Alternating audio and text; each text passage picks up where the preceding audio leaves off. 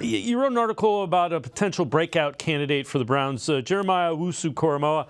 He was pretty good this year. You think there's even another level that he's approaching?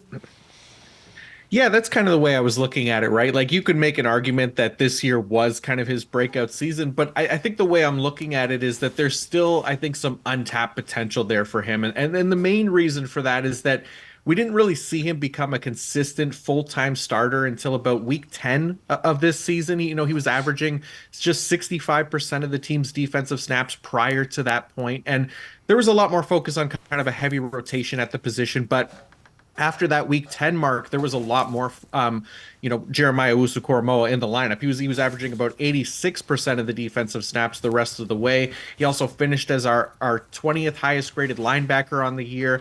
And that one area where we saw him specifically be an impactful defender was on those tackles for loss, right? So for people who watched the Browns for the first time in that playoff game, he had 4 in that game alone, which is still tied for the most in these playoffs. And in the regular season, he led all off-ball linebackers with 20 tackles for loss.